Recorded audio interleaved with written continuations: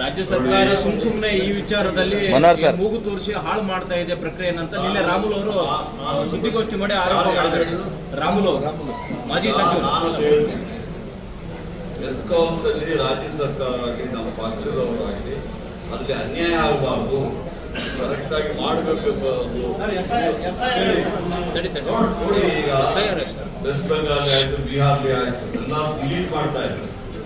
ಅದಕ್ಕೆ ಹಗಲನ್ನ ಡಿಲೀಟ್ ಮಾಡಬಾರ್ದು ಅಂತ ದೇಶದಿಂದ ನಾವು ಎಚ್ಚರ ವಹಿಸಿದ್ದೀವಿ.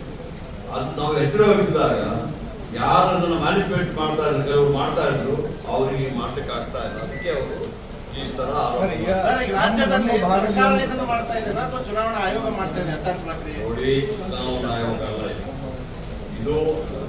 ಚುನಾವಣಾ ಆಯೋಗ SIR ಮಾಡ್ತಾರೆ, ವೆರಿಫೈ ಮಾಡ್ತಾರೆ. ಎಲ್ಲ ರಾಜಕೀಯ ಪಕ್ಷಗಳು, ಕಾಂಗ್ರೆಸ್, ಬಿಜೆಪಿ, JDS ಅವರು ಎಲ್ಲರೂ BLOಗಳಿಗೆ ಅವ್ರನ್ನ ರೆಕಗ್ನೈಸ್ ಆಗಿದೆ. ಅದಕ್ಕೆ ನಾವೇನ್ ಮಾಡ್ತೀವಿ, ಯಾರು ಅಲ್ಲರೂ ಬಿಟ್ಟು ಹೋಗಬಾರ್ದು ಅಂತ ಕೆಲವರೆಲ್ಲ ಇವರು ಇರ್ತಾರೆ, ಯಾರು ವಿದ್ಯಾವಂತರು ಇರುವುದಿಲ್ಲ, ಅವ್ರಿಗೆ ಸಹಾಯ ಮಾಡ್ಬೇಕಲ್ಲ. ಫಾರ್ಮ್ ಫಿಲ್ಲರ್ ಪಾರ್ಟಿ ಅದ್ರಲ್ಲಿ ತಪ್ಪಿದೆ. ಮನೆ ಮನೆಗೂ ಹೋಗ್ತಾ ಇಲ್ಲ, ಸಾಗಿ ಮಾಲ್ಗೆ ಹೋಗ್ತಾರೆ. ಮುಸ್ಲಿಂ ಓಟ್ಗಳು ಮಾತ್ರ ಅವರು ಮಾಡ್ಬೇಕಾಗಿದೆ. ಯಾರ ಕೆಲಸ ಅಲ್ಲ, ಯಾರು ಕೆಲಸ ಯಾರ ಕಡೆ ಬರ್ತಾರೆ?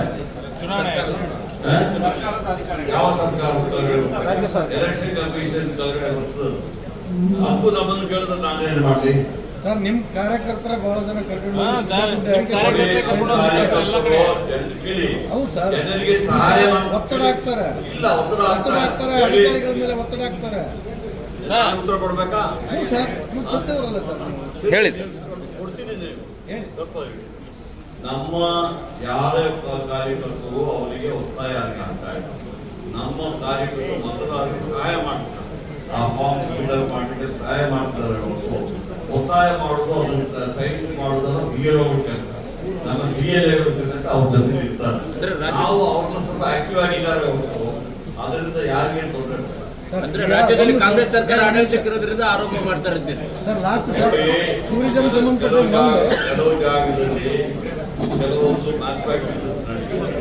ಆ ಮ್ಯಾನುಫ್ಯಾಕ್ಚರಿಂಗ್ ಮಾಡಲಿಕ್ಕೆ ನಮ್ಮ ಪಕ್ಷದವರು ಭಾರಿ ಜಾಗೃತಿಯಿಂದ ಬಿಡ್ತಾ ಇಲ್ಲ. ಅದಕ್ಕೆ ಕೆಲವರಿಗೆ ಇದು ಸರ್. ಈಗ ಟೂರಿಸಂ ಸಂಬಂಧಪಟ್ಟಂಗೆ ಹಂಪಿ